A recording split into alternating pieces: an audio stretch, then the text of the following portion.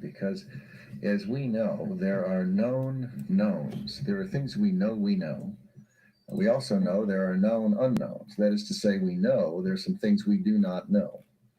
But there are also unknown unknowns, the ones we don't know.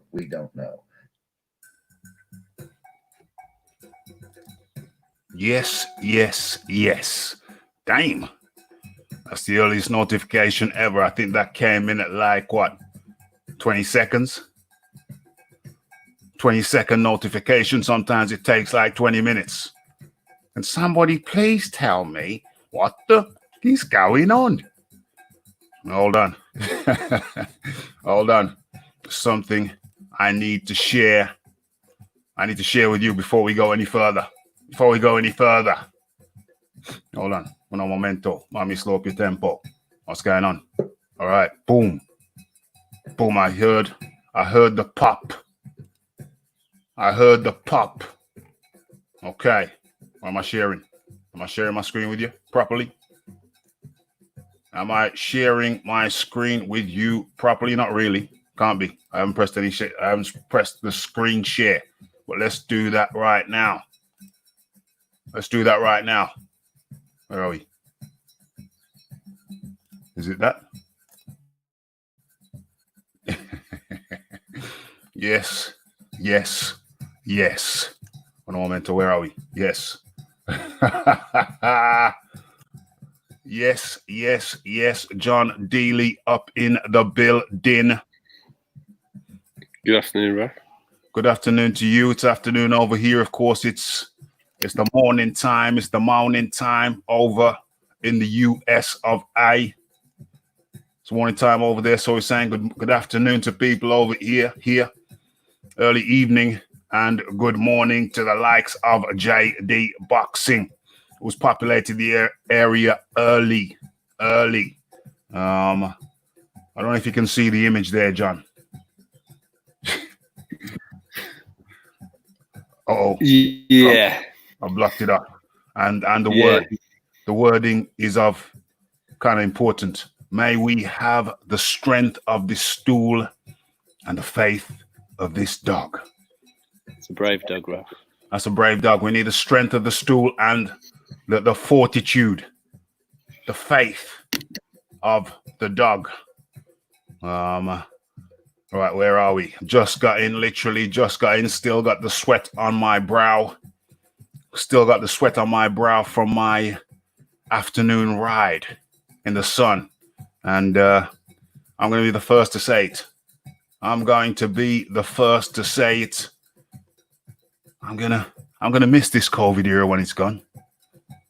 Never in my life, in my adult life, can I remember having so much leisure time when the sun was shining. And the sun has been shining. It's been shining every day, still shining now. I just live up the road from a park.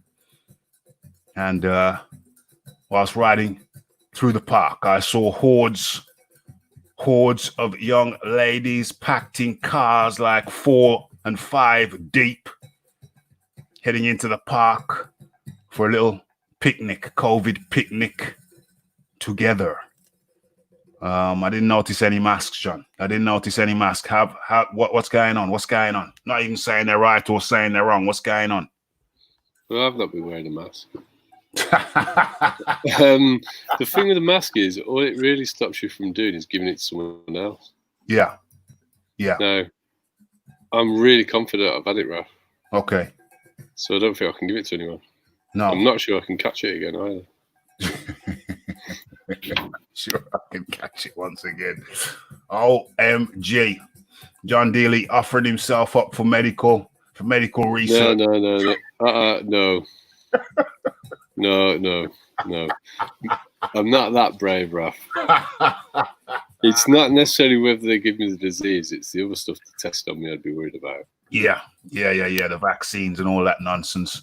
Okay, so what we doing now? Let's in fact, just as a little exercise, how many people are we? Okay. Just as the dog's going to die. No, the dog has the faith. You gotta have faith. Look how confident the dog is. Look how confident the dog is. Who we got in that? Who we got in your avatar there? I see Joe Lewis. Lewis.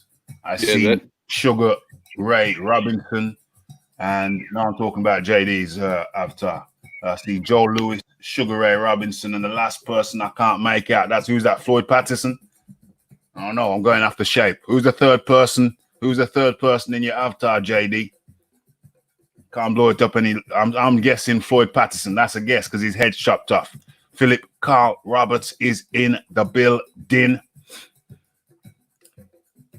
And what are we going to do? How are we going to start this thing? How are we going to start this thing? Let me see if I can see what I want to see. Let me see if I can see what I want to see.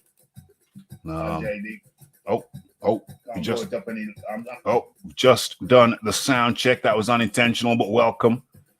Let me see if I can see what I want to see. What are we going for? What are we going for? What are we going for? No, not that. Yeah, well, it is that. It is that, but that's after. That's after. That's after. Okay, let's shut this down. Shut that window down. Shut this window down. And I think we're looking for. I think I know what I'm looking for. A lot of people go through life not knowing what they're looking for, but I think I know what I'm looking for right now. Had to do this Sunday thing. Had to get some boxing talk out there. What is this? What is that? 1, 2, 1, 2. Eddie Hearn not grasps the American market. Is Eddie Hearn's ego affecting his decision-making process? I think that's what we're looking at first. Probably do about a 5-minute warming. With this. And let me share my screen. Everybody can populate and discuss if you so wish. And I shall go and pour myself a cold drink and be right back. Let's do this, and then we're going to get into it. We're talking about Francis Ngannou and Dilian Whyte. That fight looks exceedingly. Philip Carl Roberts in the building. That fight looks exceedingly possible. Okay, so first things first. Let me get this thing. Let me upload this picture. Let's get rid of a couple of other pictures. Hold on, stop that. Did I upload this picture before? Damn, yes, I did. We're supposed to do this program. Supposed to brew this program sometime at the end of last week. But as we know, we had events over there in Minneapolis. And yeah, that was the priority for me. But anyway, first things first. So that's what we're going to be looking at. We're going to be looking at Dilian Whyte versus Francis Ngannou. We're talking about the sparring that Ngannou had, the vicious sparring Ngannou had with JoeJoyce. But first things first, let's go into the warming video. Allow people to populate the area. Let's give you a snippet. Not going to give you the whole thing. If you want to see the whole thing, the video is uploaded. So now I believe. Am I sharing? No, I'm not. Let's do that.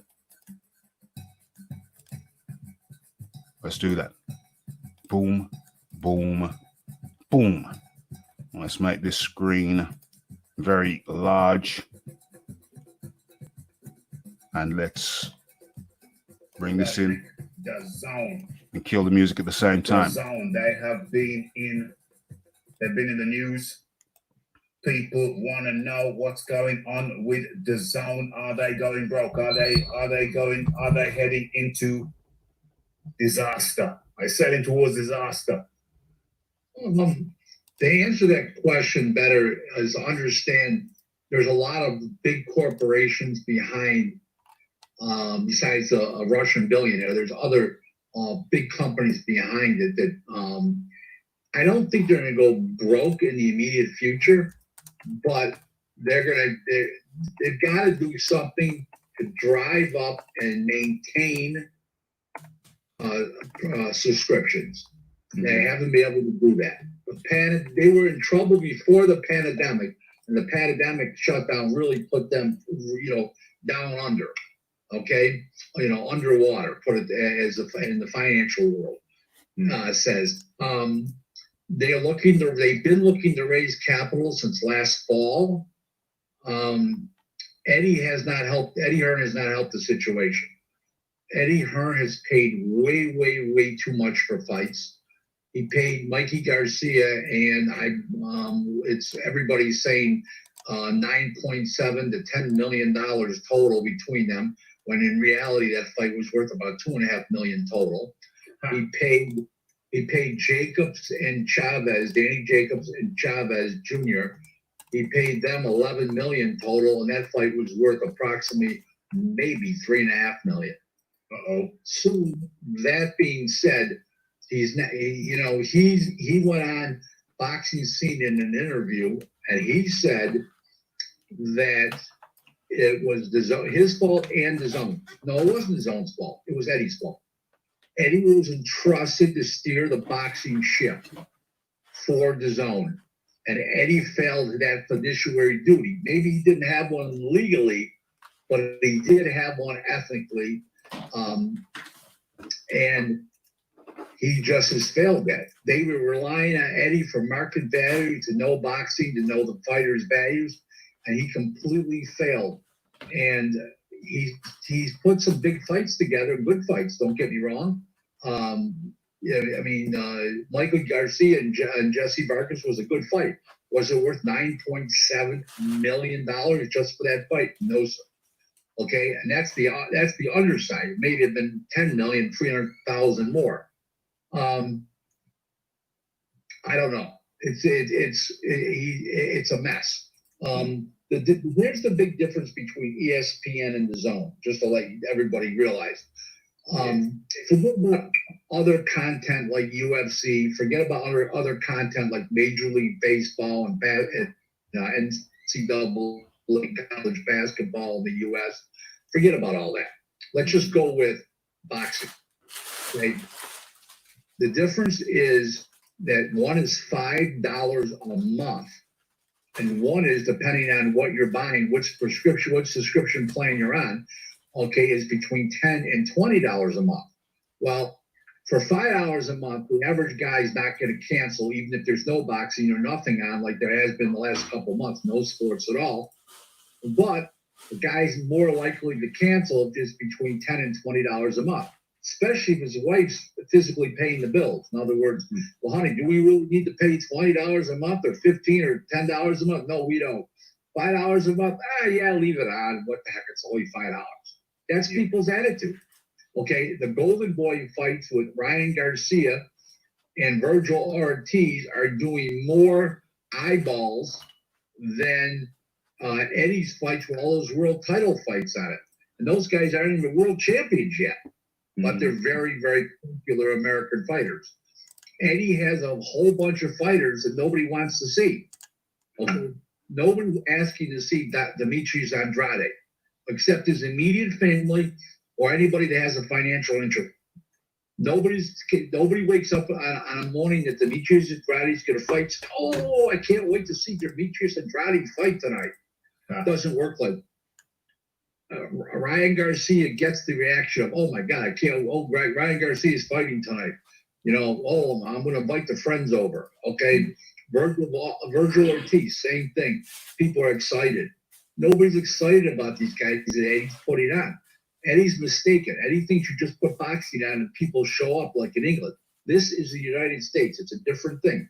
The reason why is in England, your biggest sport is basically, we call it soccer, you call it football. Rugby's big over there. Okay. We in America have eight big sports over here. Okay, NASCAR, hockey, NBA, college football, pro basketball, college basketball, UFC, okay, NHL hockey. We've got it all over here. Major League Baseball. And that's the difference, okay? And in the meantime it is a completely different outlook because of that, because your entertainment dollars are so spread out over here compared to in the UK. And that's the big difference. And Eddie has not ever grasped the American market. Let me say this. Eddie is a fantastic promoter.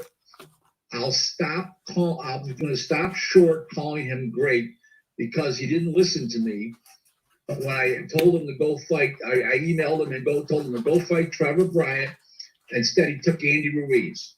He literally called Don King and never about Trevor, but never discussed price. Don said to him, I'm going to be there helping you promote, Eddie. I'm going to be waving my flags and cheering you on and helping out, blah, blah, blah. As soon as Eddie's ego heard that, Eddie shut Don off and never came with a price. Uh-oh. Uh-oh. As soon as Eddie heard that, he shut it down and didn't come back with a price. Let me just line up this mic properly so you can hear me properly. Okay. So we're good. We're back. Let me shut that off. Get back into the proper window. So where are we? Let me go through some of these comments, and then go over to John D. Lee for his response. Okay. Excuse the sniffles. Just come back in from outside. Excuse me. Okay. So that dog is a daredevil. Where's the dog? Where's the dog disappeared to? There he is. Let's share him. This dog has got more cojones than should be reasonably expected. Okay. Where are we? Where is he? Where's the dog? I think that's it. Yeah, that's it. Okay, bring back the dog. The dog is very popular. So where are we at? That dog is quite the daredevil. Where is he? Let's cut down. Let's cut the banner off. Boom, boom, boom. Okay, hello, good people. James Jameson up in the building. Dog looks real comfortable. Look at him. He's chilling. Dog's chilling. Is the proposed fight versus Ngannou and Dilian Whyte going to be in boxing or the UFC? Ask James Jameson. Well, I've actually got a clip to play for you from Eddie Hearn, so all will be explained. I'll guess boxing if he's sparring with Joyce. Well, he spars with a lot of people. But he's got to get his boxing game up, so I don't think we can presume it's going to be boxing until we see it. Has been quite an interesting proposal, which we're going to go into very shortly. Boxing, Whyte wins easy. UFC, Francis wins probably by out cuddling. But Francis isn't a cuddler though. Francis is not into the cuddling. He's a stand-up guy, stand-up fighting that he likes.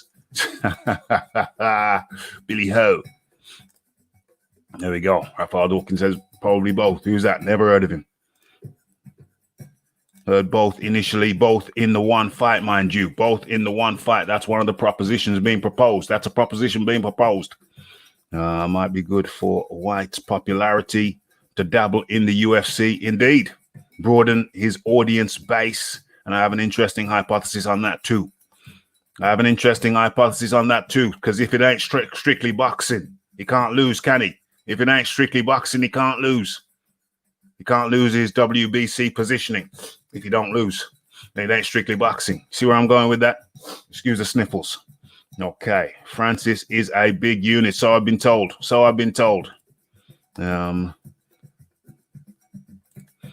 Has Eddie let Whyte down, not pushing the WBC? Has Eddie let Whyte down, not pushing WBC for that title fight? Well, that's something we can talk about. To be fair, it's Don King. It's Don King? I don't know. To be fair, it's Don King. That dog, dogs go where there's plenty of shade. You got a big rotty yourself. Dogs like it where there's shade in a hot day. Or it needs a bowl of water in front of him. Okay, so let's get out of that and let's drop that. And what were we talking about just a second ago? Oh, yeah. Let me bring up that banner as I bring John D. Lee in. Hold on a second. Un momento. What am I doing? How rude of me. Let me share the link. Let me share the link in here again. Boom. And I also know I need to share the link. There's one other destination. There's one other destination. Where is it? Is that it? Is that it? Okay. No, not that one. Oh, why don't we go to Hamed's place? Okay, share it in there. Boom, boom, boom, boom, boom, boom, boom. On now. On now. Oh, hold on. We are live. That's what they say, don't they? We are live. We are live now. Boom. Okay, so that's being shared. What the hell did I post up? It was the StreamYard link. I posted up the StreamYard link instead of the show link. Damn it. Damn it. Damn it. But anyway, John D. Lee. Yeah. What's your feeling? What's your feeling? What's your gut response? Your intellectual response? Take your pick on the warm-in video, the contents therein. Well, I think Rick's showing a lack of understanding of the UK market. Okay. So when you start listing things like college sports, which are big in America, and you're just looking at the Premiership as if that's all football is, well, that's not all football is in the UK, is it? No.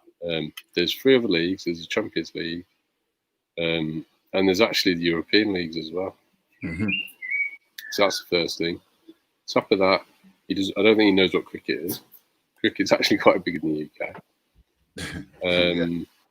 There's a few other sports that probably do quite well as well, you know. And then you're going to talk about NASCAR. I don't think he's heard of Formula One, Rafi. Formula One. I think he has, because we talked about that previous time, Formula One. But yeah, well, it's a much bigger sport than NASCAR. Damn. It's infinitely bigger. Damn. The UK is the home of F1 manufacturing. Yeah. And the rights. F1 what we're talking about is how much budget the networks have left over for different sports, aren't we? So if a network's paying for Champions League football, Premiership football, F1, sounds like a network I can think of. How much budget have they got in our small market of only 50 to 60 million people? And they've got cricket as well. Yeah. So the UK market is a lot more competitive than I think Americans realise. So to that point, I think that's something that Americans just don't understand. Flip side, I think he's got some very good points about some of the fighters that he has. Yeah. I don't know anyone who wants to sit through an Andre match. You impressed me against, was it Selecki? It's just, look, whoever he was. I can see the value in having him as an opponent for Canelo. Beyond that, I cannot see what he's there for. But that's probably why Eddie's got him. Yeah. But there's one other point that Rick's kind of overlooking. If you're top rank, you've got a stable of fighters in the American market. Dazn and Matchroom had nothing. If you don't overpay fighters, how are you going to attract them to your stable? Yeah. So I agree in principle with what you're saying. If you pay guys too much for soft fights, how are you going to motivate them for tough fights? So that's a very logical argument. Yeah.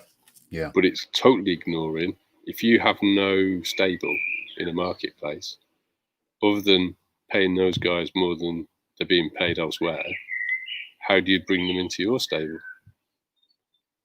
Yeah. It's a damn good point. Yeah. Also, I think Dazn knew that they were going to have to make a loss to establish their name. It's a long-term investment. I think the boxing money is there to be blown in a way, to get a presence. Yeah. The main costs that Dazn are struggling to actually meet are their football commitments, which are actually their biggest costs. And football started up again. Bundesliga's back on, isn't it? Premiership starting soon. Starting back up soon, isn't it? Yeah, so we may well find that Dazn get through this, because they're going to start having content. I mean, Japan's one of their biggest markets. I'm not quite sure what they show in Japan. They have football as well in Japan. Yeah, no, but I mean, from a Dazn point of view, I don't know what's their biggest seller for that market.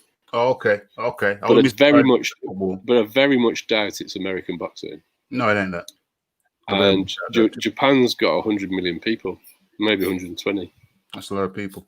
Yeah, they've got a lot of other markets, you see. So I think the Americans who just see it as a boxing network don't appreciate what a worldwide network it is. Yeah, and that's probably why it's been hit so hard, because it's got so many commitments all around the world, which is a lot of money.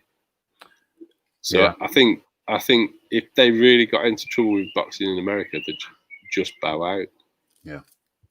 Because there's other more lucrative markets that they've already got a good presence in. 100%. 100%. Yeah, so there's more to Dazn than boxing, folks, and also bear in mind that May, I was looking through some old videos of mine, and it's confirmed that it was May. May was the month when Dazn were scheduled to roll out in the UK. Obviously, with the COVID era, with the COVID hitting, nobody saw that coming. Nobody saw. Well, I don't know. Talk to the Chinese. Talk to the Chinese in Wuhan province or whatever you call it. But people generally didn't see that coming. I don't know. How could that have been avoided? I don't know. It was a surprise. A surprise hit the severity. Although looking back on reflection, I don't know. Maybe there were some people in the know. Maybe there were some people who were looking at China and had an inkling. But even so, I mean, clearly, Dazn didn't know. Nobody really in the sporting world knew. Nobody was making plans for COVID-19 6 months ago. Clearly, if they knew, they wouldn't have intended to roll out Dazn in the UK and different parts of Europe where they don't already have a presence, and in the Australasias. Clearly, if they knew, they wouldn't have been doing the rollout, and obviously the rollout hasn't happened. I mean, I'm somebody who's kind enough to hit me up to wise me up to the fact that they were coming to the UK and I could get on some priority list. Someone was nice enough to hit me up on Twitter and clued me up to that. So I sent an email to where I was supposed to send the email, and apparently I'm on a priority list. So when Dazn comes to the UK, I'm going to be one of the first to know, theoretically. But if they knew about this, what was going to happen with the COVID-19 was going to hit, the COVID-19 was going to hit the way it hit, then obviously they wouldn't have been doing the rollout, would they? They wouldn't have been doing the rollout. Doctors warned the government a couple of months before the lockdown. Yeah, I think we'd have needed. I think Dazn would have needed 6 months warning minimum to plan and prepare for that shizzle.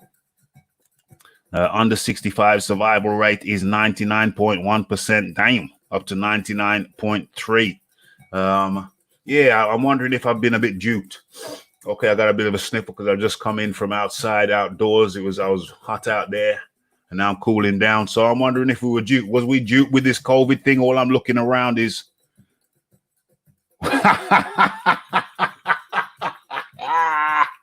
Yo, rough man, did you see what BFTV said?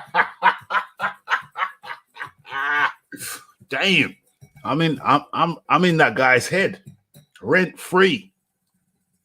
I'm in the Pausing Dwarf's head, rent free. Yo, you need to send me a link or something. I mean, if you got a link to the show, do you know the timeline? Do you know anything? You know, I'd bring it up here and play it for the people. OMG. BFTB still got me on his mind? What the hell? Yeah, so, yeah, it's one of those crazy things. Clearly, we didn't see it coming. Some people must have seen it coming. But did we know it was going to close down, shut down the sporting world? Nothing like this ever happened in my lifetime that I am aware of. Let me close down that thing. I keep on getting notifications in the middle of a show. Don't want that to disturb my concentration or my flow. I managed to make that rhyme. I hope you appreciated that. Where we at? Where we at? Where we at? Where we at? Who is BFTV? It's TB. It's TV. It's called, stands for Best Fight the Best. And I'm living rent free in his head. If you don't know who BFTB is, just type in. Matter of fact, I'll type it in now. Just type in. Oh, do I actually drop a link? Should I actually drop a link? No. You know what I'll do? Let me share this screen. I'll be back, right back. PC Jacobs up in the building. Let me share my screen and show you how to do it. Share screen. Let me pick a random screen. Not that one. Not that one. Eddie Hearn reveals. Yeah. Let me go to that one. No, actually, I need that one. Let me share a screen I'm not using. I'll talk you through the process of finding my videos with BFTB, which are on my channel, incidentally. Is it this one? Yeah, okay. So anybody who hasn't gone to the community page, actually, let's do this live. Let's do this live. Right, so the community page, here's home. So if you press home, that's where you're going to find.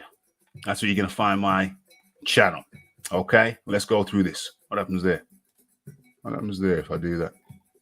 Huh. Okay, that's where you find the videos. If you press playlists, then clearly, logically, you're going to find, oh, damn, I got way too many playlists. Damn, what the hell's going on? You're going to find playlists. Do I have a BFTB playlist? Nah, I haven't. I haven't got a BFTB playlist. I could do. And then if you go community, I hope you're seeing all of this, then you will find my community posts. Damn, this one's taken off. That's seven likes there. May we have the strength of this stool and the faith of this dog. And you're gonna see this thing here. I'm doing this for dummies. I'm not saying people here are dummies. I'm just breaking it down to fractions, breaking it down for fractions for those who don't know, and not everybody knows. Okay, so I'm breaking it down for those who don't know. Here you will see a link, and this could be the link for the show normally, but in this case, it's not the link to the show. It's a link to a Sunday Vibes tune.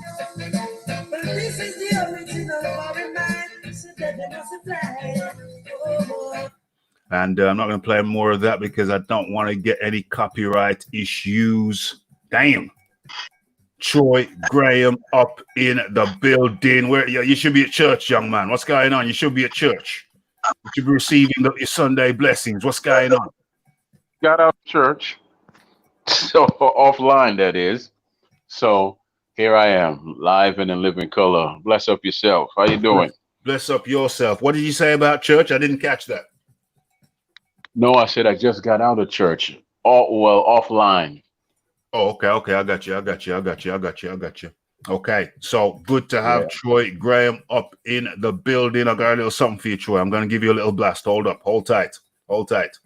Look at me black, look at me shine. This is not a secret to keep in your mind. Michael Jackson sing the girl is mine. Johnny has sing about the rewind. Okay, so that's from the island. That's from the island. Troy's from the island. So that's going to make you feel sweet and nice on this Saturday. That's Junior Reed. Anyway, I almost forgot what you see. I'm easily distracted. I almost forgot what I was talking you through. So if we go back to where we were, okay, so that's links. That's links. That's how links work. Let's come out to that. I'm doing this for dummies. That's not to say anybody's a dummy, but obviously not everybody knows how this thing works. You go to channels. That's the channels I recommend. And as you can see, there's 0 there at the moment. That will change. Don't worry. And about what?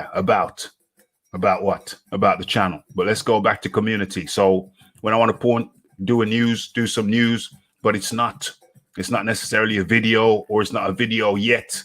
Always check into the community channel. If you're a regular listener and you want to know what's going down, always go. Remember, there's home, there's videos, there's playlists, there's community. Oh, this is where I post up little things for the community. So, for example, Sunday message, Sunday vibe.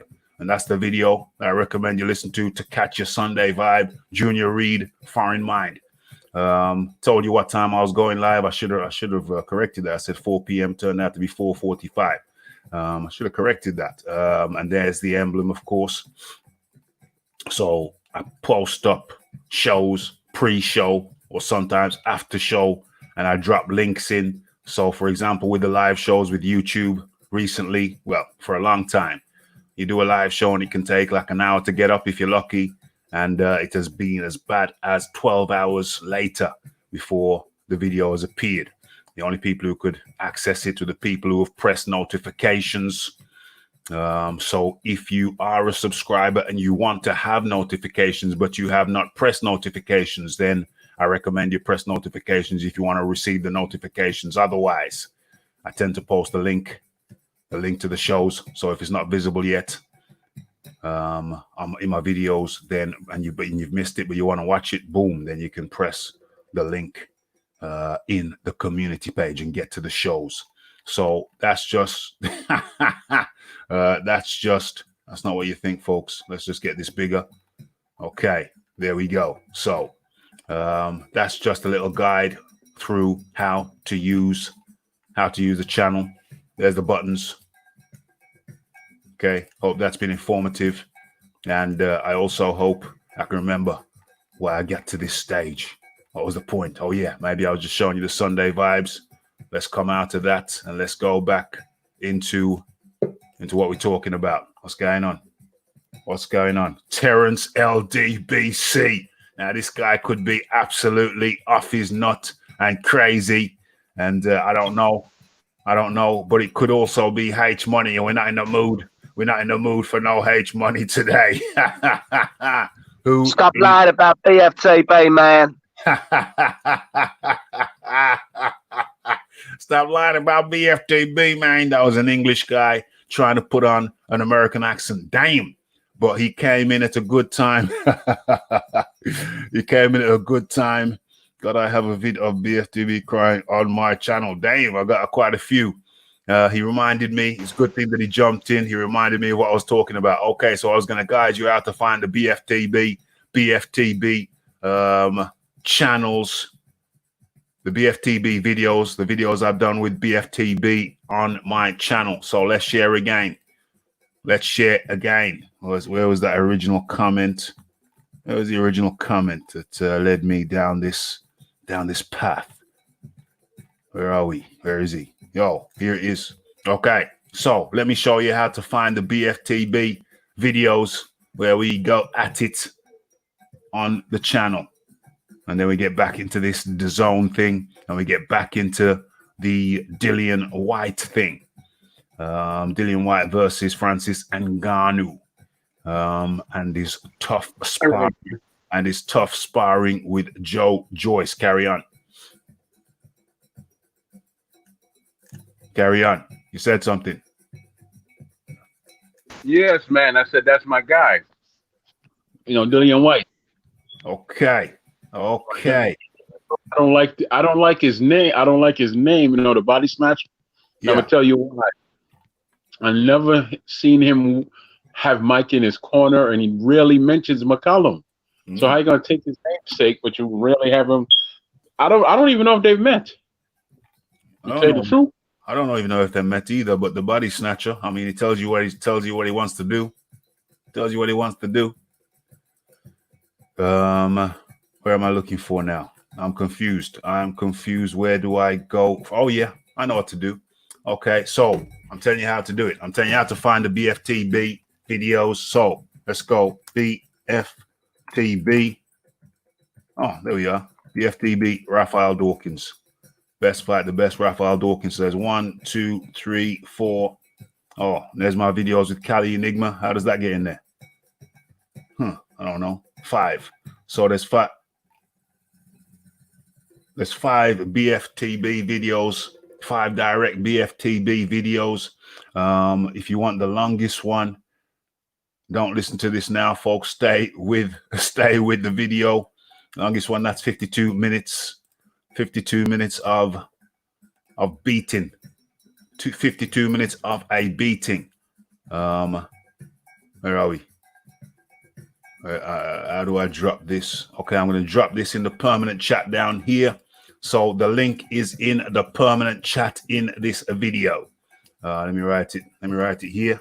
BFTB versus Rafael Dawkins. Rafael Dawkins. BFTB versus Rafael Dawkins. Okay, boom. So there it is, and there, and you know how to get it now. There it is, and you know how to get it now. Hold on. Let me stop sharing that screen. Oh, let's give you a taste. You want a taste? Let me give you a taste. Serious? Are you serious? Leaning on you. Now I've sent you a link to 2 of your 4 phones. Let's give you a taste. Yes, sir, Kurt Anderson. Kurt Sugar. Yes, sir. Custom. You got me? Yeah, I see you and I hear you. Okay, cool. Right. Let's get it. Let's get into it. Okay, so where is the offer from Deontay to fight Dilian Whyte? Where is the offer from Deontay to fight Dilian Whyte? Where is the offer? Joshua sent Dilian Whyte. Joshua sent Dilian Whyte an offer, which Dilian Whyte declined. So my question is, where is the offer from Deontay to Dilian? Are you serious? I'm serious. Okay. Explain why Deontay needs to send Dilian Whyte an offer. Because Deontay Wilder is the #1 ranked in the WBC. No, Deontay Wilder is the champion. Deontay Wilder is the champion, and Dilian Whyte is the #1 ranked. So therefore, where is the offer from Deontay Wilder to fight his #1 contender? His #1 contender. So you're saying Deontay Wilder should offer Dilian Whyte an offer because Dilian Whyte is #1, and you're saying Anthony Joshua offered Dilian Whyte one because Dilian Whyte was his #1. Is that what you're saying? I'm saying we're comparing Deontay Wilder and Anthony Joshua. Now, Anthony Joshua made an offer to Dilian Whyte. Where is the offer from Deontay Wilder to Dilian Whyte?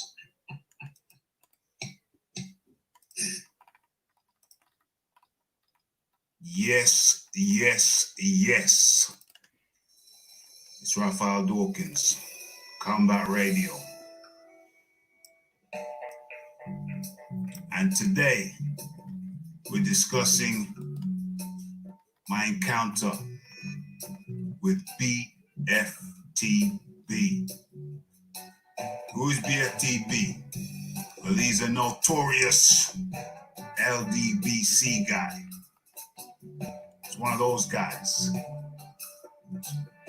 Allegedly, one of their top verbal henchmen. I was he's the top guy? LDBC guy, scant rants. I was told that I could never survive with him, and challenged to go over there and duel with the fella. Well, Robert. I accepted that challenge. Yeah. You said he's one of the Today, he's one of their top swordsmen verbally. how that brawl went. One of us was left bruised. We're about to find out who had the best arguments and who was the fool. Without much further ado, Okay. So that is BFTB. Well, listen. Let's explain something real quick. All right? I'm listening. And I'll get to that. Let's explain something. Deontay Wilder don't need to offer Dilian Whyte shit. Nothing. Dilian Whyte is not mandatory to a damn thing. You don't need to offer him shit.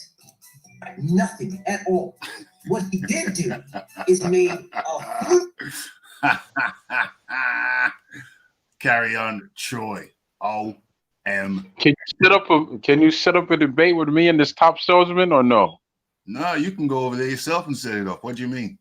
I might be blocked because they all block me. Every last one of them. Well, I've actually been on his page. Who's He's due. Oh, what am I doing? The mic's over there. Okay. You said it's the name of his page? He's due to come over here. He's due to come over here, and that's for that you'd have to go and look at the you'd have to go look for the Rafael. You'd have to type in on this channel. You'd have to type in Rafael Dawkins versus Cali Enigma, and then you'd see how it unfolded over here back about 6 months ago. About 6 months ago. It was some crazy shiznicks. So we do the show and see. So BFTB and Cali Enigma are due over here. Go back and check those videos. Anyway, yeah, what are you saying? Yeah. Anyway, yeah. Swordsman.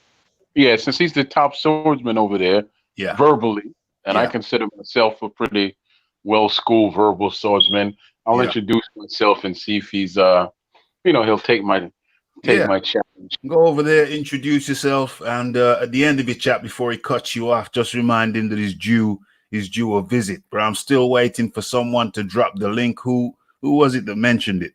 That he'd been calling my name. Where is this guy? Damien Shelby. What? He was going into you last night. What did you do to him? Yeah, I handled him badly. But if you want to see, how our encounters went down, just go into my channel the way I showed it to you. Not right now.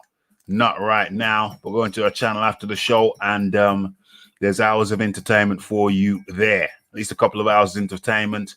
Versus me versus BFTB, and anybody who goes over there, just remember that he's due a visit over here. But damn, took a slight detour, but that is that is the man in question. And that was the title. I think you can see on top of the page. My debate with BFTB, who got slew. Those were good times. Before they stopped letting me on over there. I had some great times dueling with this cat. But anyway, okay, so we're moving on from the DAZN thing, but I'm going to let you have your say on the DAZN thing. I don't know if you saw the video that I played earlier on, the warming video. John Dealey. Yes, Raf. Yeah, John, how would you summarize what Rick was saying about the zone? And you've already summarized your points against it. I think. I can summarize what Rick said. Yeah. So basically, what Rick was saying was Eddie had a lack of understanding of the American market. He's overpaying fighters for not very good fights. So when it comes to getting those fighters to make the difficult fights, there's no reason for them to fight someone hard for not a lot more money. This created a loss-making situation for Matchroom and DAZN USA. He needs a boxing guy who understands how to matchmake, and the American market, as he believes, it's much more competitive than the UK market due to the large number of other sports besides boxing. Yeah. Troy Graham, that was a summary of what Rick said. Yeah. I was here. I was here for that show, and I remember everything he said because I asked him. To me, everything that Rick said sounded like common sense. So I'm wondering why, before they even tried to set up shop over here, why didn't they go that route in the first place and get because in my simple mind, just as me, the man, if I'm coming, let's say I'm coming to the UK, right? I've never been to the UK, so I need a guide. I need to have, I actually need an ambassador. So I would reach out to you or maybe one of my cousins who I've never met over. I have a cousin that's over there. So I'd reach out to her and let her know I'm coming and I want to do A, B, and C. And she would guide me around, right? Mm-hmm. So if you're the head of this $1 billion project, wouldn't you think to do that? Because see, Why would you come in here thinking that what works over in the UK is going to work in the US when you have to take stock of the US and realize they're two different type of people. You understand me? Two different mindsets. So, go ahead and jump on that route. Two different mindsets. Well, Eddie's come up. Okay, if you want me to counter that, Eddie's come up. I want you to talk for a bit longer, actually. But anyway, if Eddie's come up, because I could actually do that because I could discuss this with you, Troy. Huh? I've got quite a bit. Yeah, you two have a discussion. Because I've got a bit of an opposing view on this, really. Okay, go ahead. Well, my point of view is that Ricks doesn't understand the UK market at all. So he thinks we've got two sports here competing with boxing. When Eddie took up boxing wasn't that popular in the UK at that point. It was in a complete lull. When you talk about soccer in the UK, it isn't just the English Premier League. I don't know how much you know about soccer, but there's the Champions League now. TV rights for the Champions League are expensive. On top of that, there's the division below, which is called the Championship. Now, that's probably equivalent to college football. They also pay the rights for that. He talks about NASCAR. Well, we have F1. It's one of the biggest sports in the world, and most of the F1 cars are made here. So it's very popular in this country. Sky pay for that as well. He didn't mention cricket. Sky paid only for English cricket, first-class cricket. They also pay for the IPL, I think, as well. So their budget is actually pretty stretched. We only have 50 million people. So Eddie did go into that situation and bring boxing from a not very prominent sport to a prominent sport. His point about overpaying fighters, and then it's difficult to get them to do the bigger fights. It's a very logical point, but he's coming from a top-ranked point of view where they've already got a big stable of fighters. And my question to that would be, well, if you don't have a stable in the market, how do you attract fighters into your stable without paying them more than the other promoters? Well, I could answer you like this. Everything you said about Eddie and all that he's accomplished and all that he's done, I'm sure it's factual because you are over there and I am not. So, I'm sure it's factual, but that doesn't mean it's going to apply the same way over here because it's a different vibe. Boxing over there, what I've noticed is that the top guys over there, not even if you're not really a champion yet, but even if you're pushing to be one and you're a top guy and you're exciting and you're good, they treat you as if you're a superstar over there. And you have arenas that hold 90,000 people, right? Am I right? Only Joshua can fill that. No. I'm saying, you have arenas that hold, 50, 60? No. So to give you the actual numbers, so the only person next person down say who can sell tickets in the UK is probably Dilian Whyte. Right. Now he can sell out the O2, but that's 20,000. So that's about the same size as the MGM, isn't it? The tickets are a lot cheaper. But you don't have too many fighters over here that sell out the large side of the MGM. No, I don't think you have anybody apart from maybe Canelo. But what I'm saying is, Cotto used to when he used to fight. Yeah, but currently in today's market.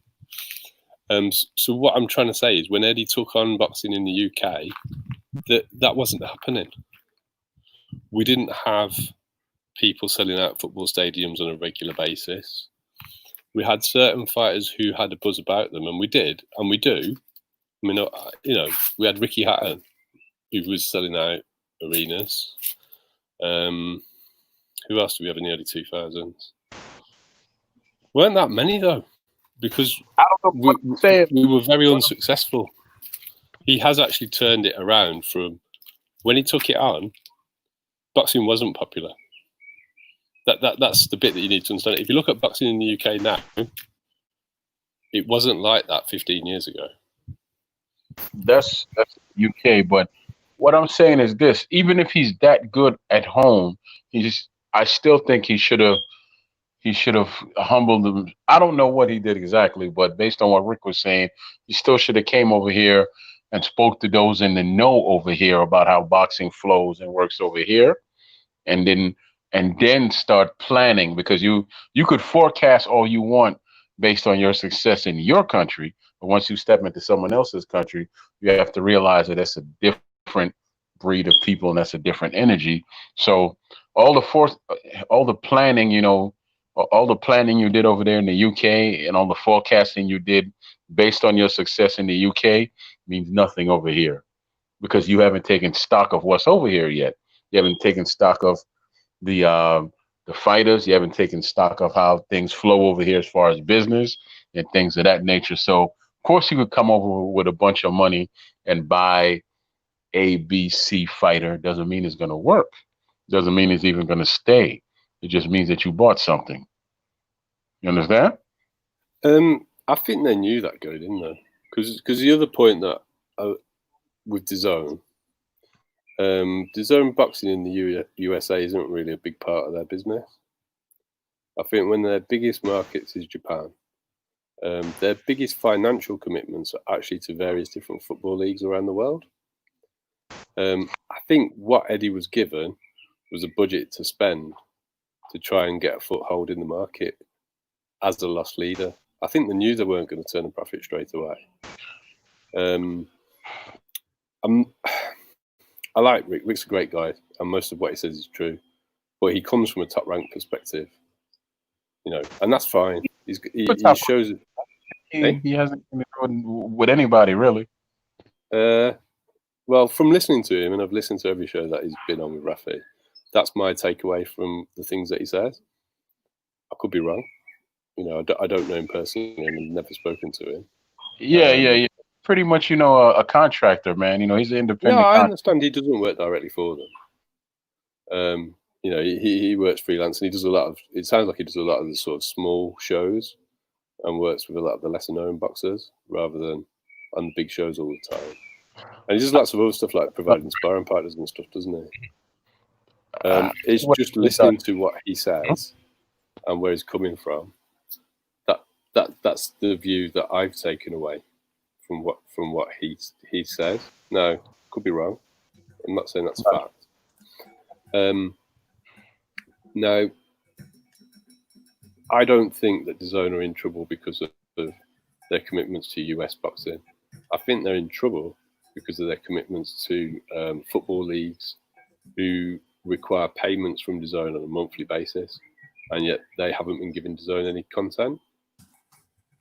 That's actually what went in the press over here. It was in the Financial Times and a couple of other things. Now, the football leagues are actually going to start up here shortly.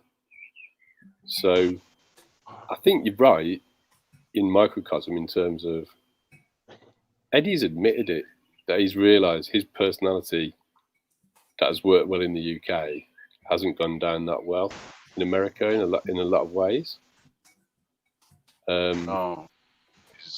Well, are you really telling me that people would have been interested in watching Trevor Bryan?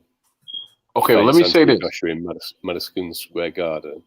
And let me say this, because I think you asked me like so many questions at once. But if, again, it goes back to the only way I could answer anybody's question is to put myself in those shoes. If I'm Eddie and I'm that successful over there, what I do is I come with a 12-step program and I say, well, this is what worked for me over there.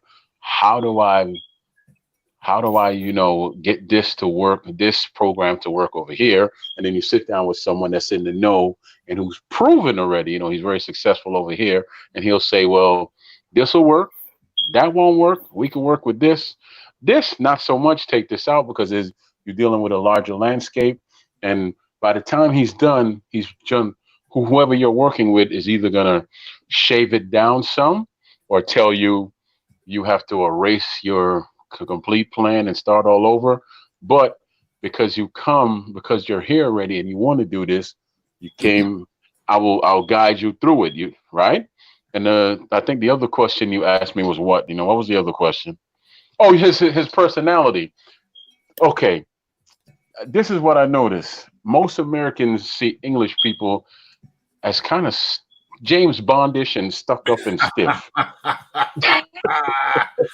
Yo. And I'm trying. Hey, sorry to interrupt you just for 1 second. Sorry to interrupt you just for 1 second. I need to put this out in the atmosphere. You know, they say if you want something to come true, you need to put it out in the atmosphere. So I just want to state for the record that if there's anybody in influence with the 007 franchise, I'm putting myself up for the first Black James Bond. So I just want to put that out in the universe. Do you think you can beat Idris, Rafi? No, Idris is losing. Idris is cool in the gang. I like Idris, but I'm more than happy to go up against him in the final auditions. Okay. So I just you're want happy to take him on. I'm happy you're to not afraid that you're going to take on all comers. I think me and Idris are in the top runners for the role. I may be biased, but I just need to put it out in the atmosphere that in the running for the first Black James Bond, I wish my name to be in the hat. That's all I'm saying. I'm prepared to go. I'm prepared to go up into the final auditions with Idris, and I think that Idris is great, but I just feel that I bring something to the role, maybe a freshness to the role that Idris may not. I think I'm a little bit less varnished than Idris, but I think I could bring something. I think I could bring something to the role. I'm just putting it out in the atmosphere. Why am I looking at Troy? Why am I not looking at myself? I just want to put it out there. Reverend Pickles laughed. I said, but Reverend Pickles, it's all and good of you to laugh, my friend. But who lasts longest? How are you going to feel when you see me driving the latest Aston Martin in the first black? you tell him, Raf. In the first film featuring in the first film featuring a black Bond. I've put it out in the atmosphere. People are laughing, but it's okay. It's okay. I've said what I've said, and I'm going to put in my number, the number I want. It's not 0000. It's where is it? Where is it? Hold on. Give me a couple seconds. It's there. It's 008. I'm very humble about it, but I humbly request that you make me. I don't want to take anything away. I don't want to take anything away from the 007 franchise. So please, I'm available for 008. And I want to see how many people are laughing when I'm driving the Aston Martin. Sorry for the interruption, but back over to you. Let me write this down because I like to put things out in the atmosphere. And I like to make it very clear about what I'm saying. I am available for 009, right? I am available for 008. Have I written that down? Okay, let me add this. Let me put this out there. Rafi, if you're gonna have a 00 in front of you, you've got to have made your first kill.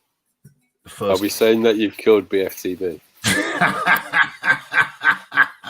Well, there's video evidence, my friend. There's video evidence. There's video evidence of many slaughters, many casualties, and I think I'm entitled to the 008. I think I'm entitled to the 008. But anyway, I digress. Let's just go into the chat and let's see the responses before I let Troy finish up what he's saying, and then we move to the next thing. Where are we? I support Freddie Mars. I support your nomination, Rafi. I very much appreciate that. I'm going to be starting a petition. I want to be the first Black Bond. I'd rather be 008. I don't want to take anything away from the previous best Bond, who, in my humble opinion, was Sean Connery. I think my ambition is to be the second best Bond after Sean Connery. Sean Connery is a tall order. It's a tall order. He did lots of franchises, so I don't want to put myself above him, but I am ready, available, and willing. Troy Graham, just finish up what you were saying, my friend. Finish up what you were saying. And Sean was Scottish, wasn't he? He's Scotsman. He's a Scotsman. He still is. He still is a Scotsman. Okay. Yeah.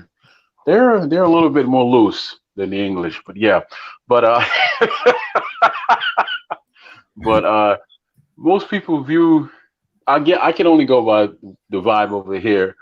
You know, they see the Queen, they see the royal family, they see a lot of your shows and things of that nature. So it comes off a little stiff. Eddie, he comes off entirely too polished and too smooth. Like you expect him to shake your hand and pick your back pocket. That's exactly how he comes off. Hey, I'm your best friend. Whoops, I just, that's just how he comes off. He's kind of like the proverbial well-dressed wolf, you know? Well, I mean, there's an element of him coming across like that to us over here. He's called Fast Car Eddie over here. Yeah. The only thing I'd say about him is he never makes any bones about it. He's a salesman. It's his job to sell you stuff. He regularly tells everybody that. I think Americans haven't got his sense of humour when he's joking.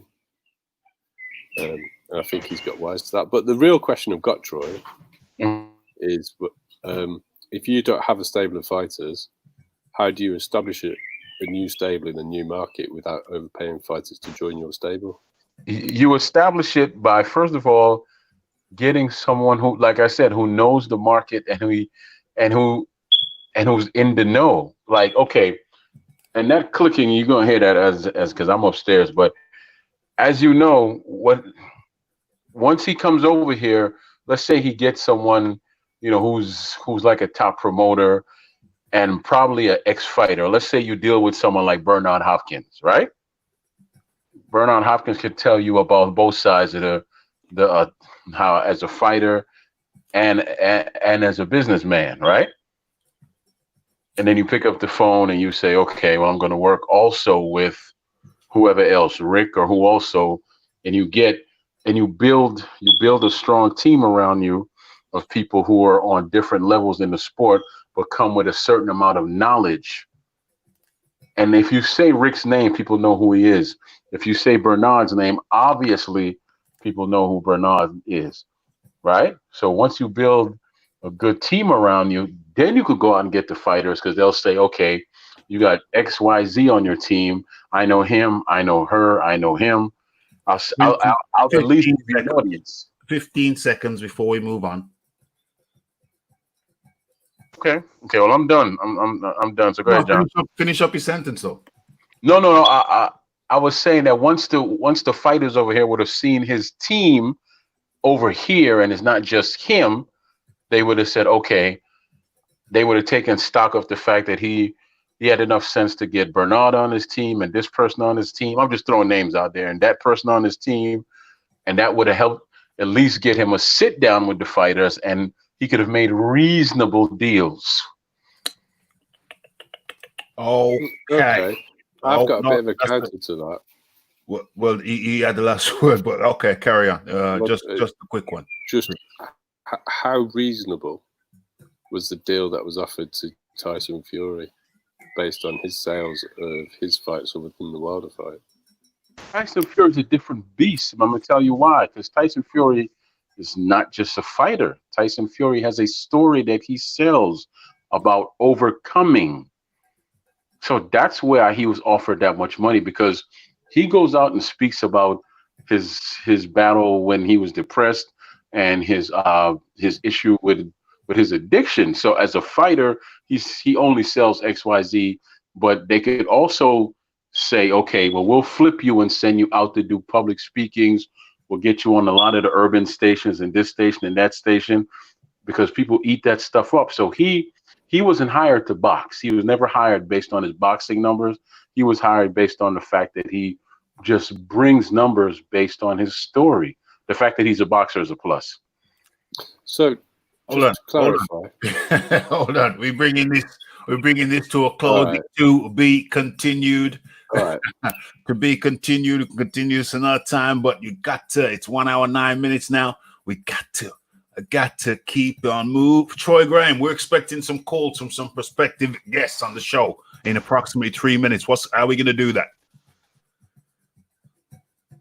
Troy Graham. Troy's disappeared. OMG. I'm still here. I'm still here. We were supposed to do something. No, we never set it up with the brother. We were supposed to reach out to him and see if he had he logged into what's up. But okay. Okay. What about the half? What about the 6:30? What about the 6:30 thing? Was that set up? Right now, I can take care of the 6. No.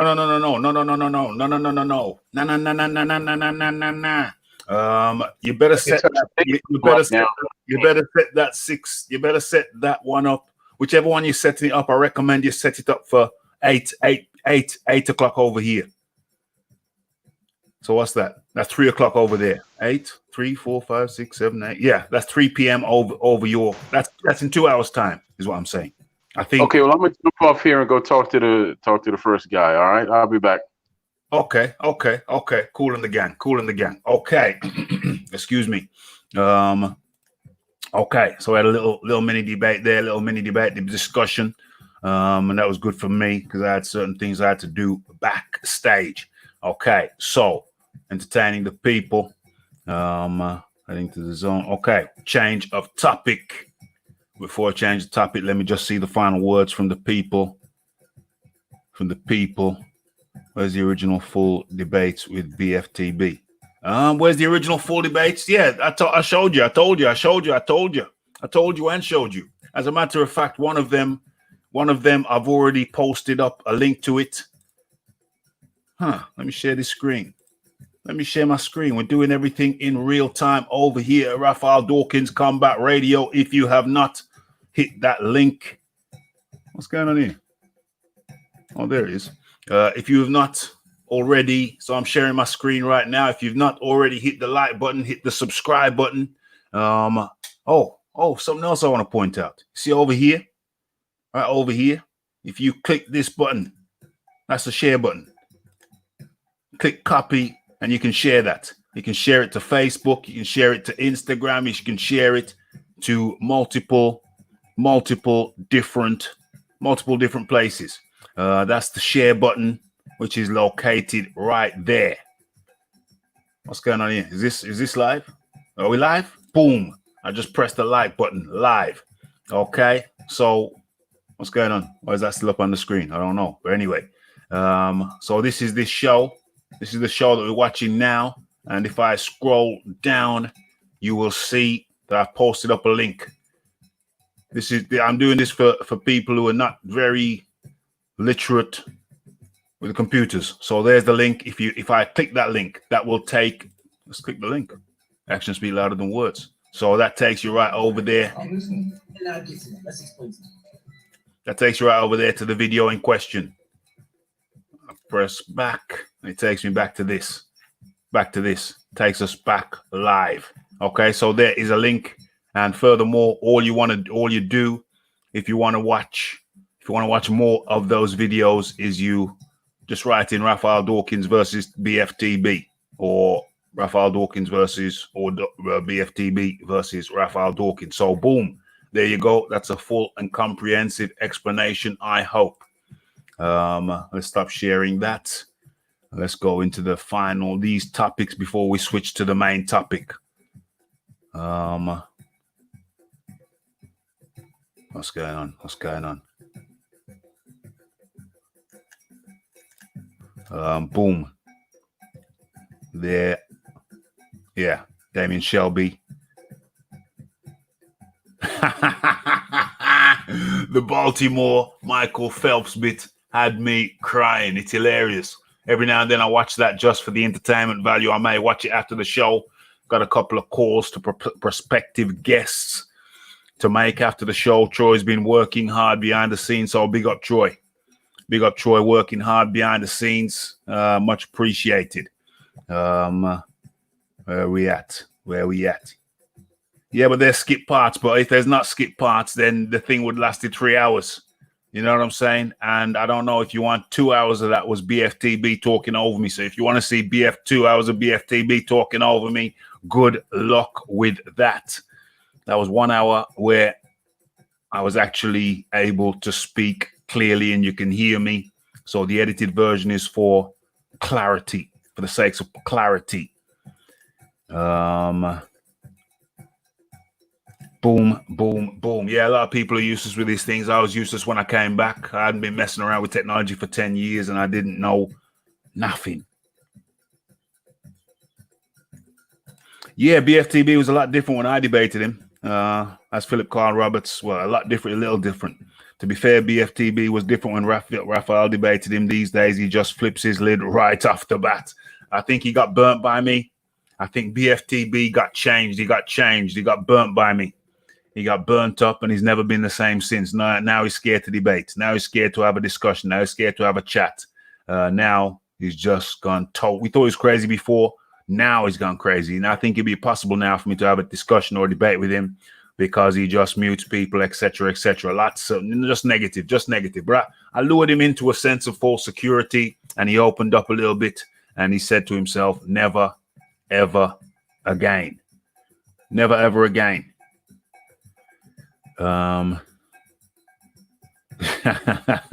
Yeah, it's unfortunate. It is unfortunate.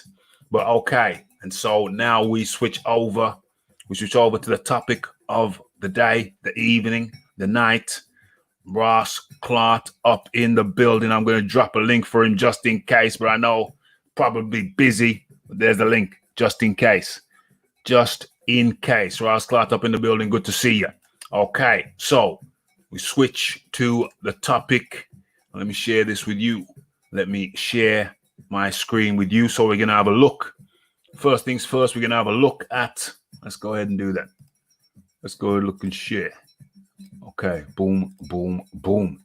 Okay, so we're going to have a look at this article, and then we're going to go directly over to Eddie Hearn and hear his words on it. We're going to hear that on the show and play his words, and then we're going to discuss the thing. Okay, so step one, it's a 3-step program. It's a 3-step program, and where we at? OMG. Okay, so that's a good one. I like it.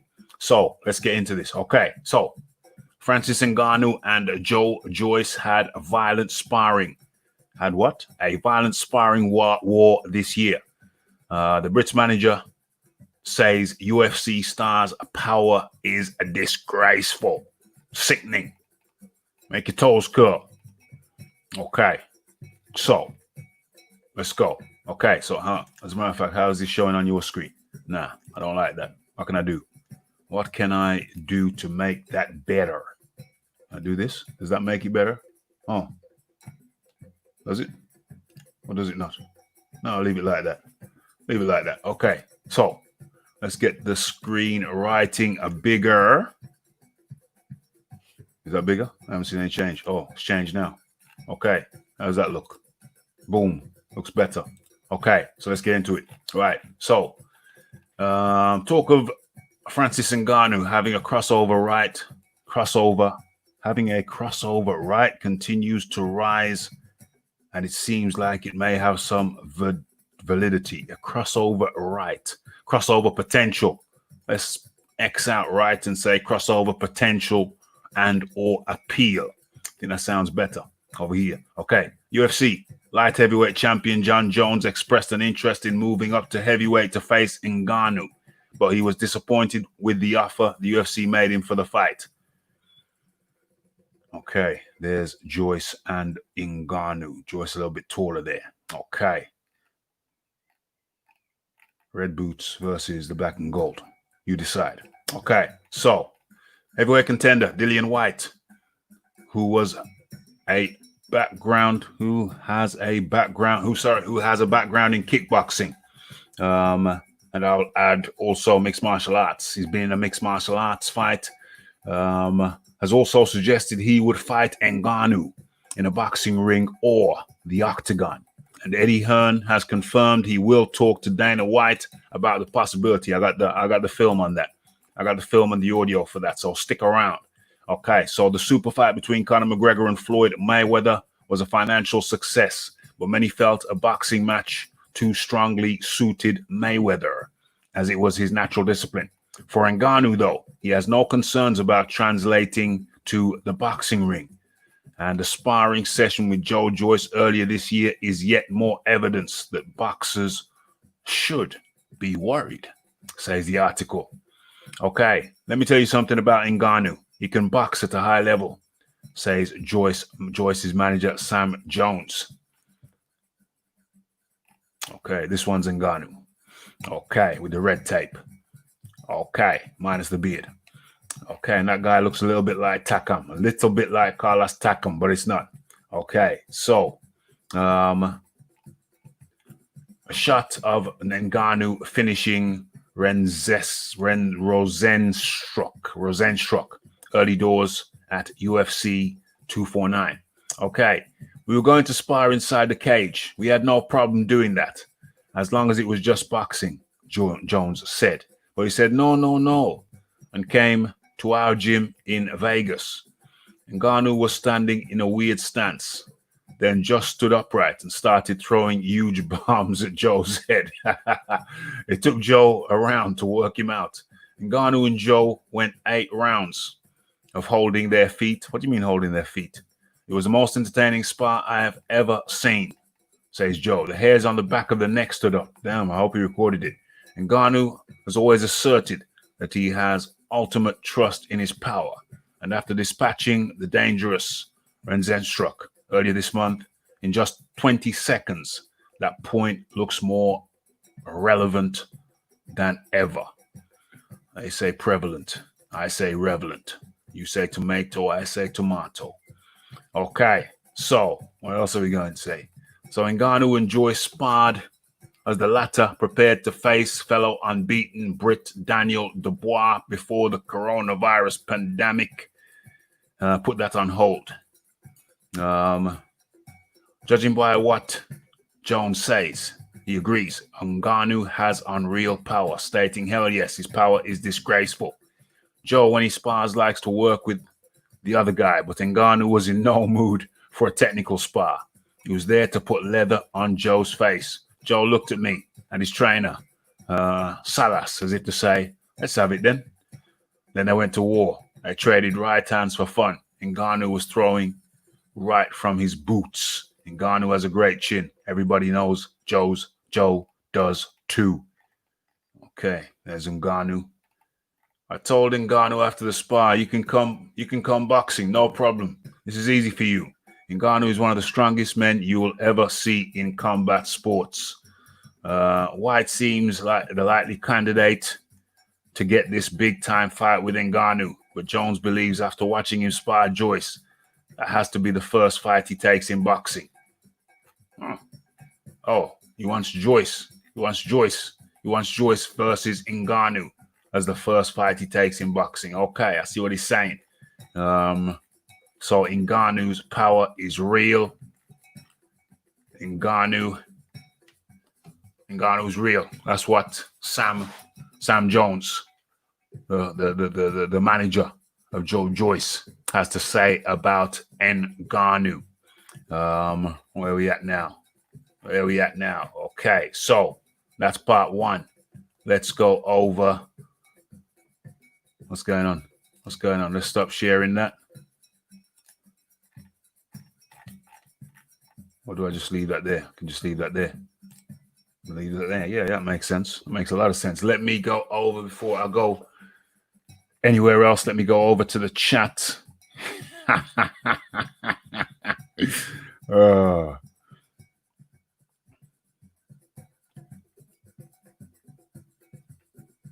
Okay. Joy getting in all that work in Cali and Vegas. I'll check it out.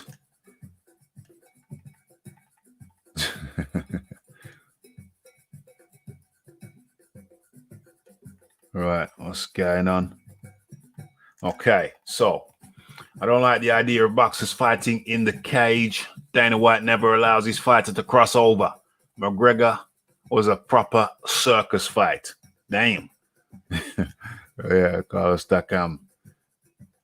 Yeah. Ngannou wanted to be a boxer before he got into the UFC. That was his thing. But then he went into an MMA gym in France, where he relocated from. It comes from the Cameroon. I think he comes from the Cameroon. Immigrated to France Francais. Went to an MMA gym, and trainer said, "Yo, you're best suited to MMA. So why don't you come train it?" So he switched over to MMA, but no doubt he still has designs on boxing. Still has designs on boxing. What's this? It was one of those stories, really. A private school kid, boxing does not fit. However, it was plausible. Yeah, I got you. It was plausible because of Barry's involvement in boxing. Francis won't last long with the big boys. Well, you know, these guys are fighting each other in boxing, strictly boxing, and fighting top-level boxing guys. So for Francis to come in and mop the floor with Dilian Whyte in boxing is highly unlikely. But there's a twist in the tale, which we're going to get to shortly.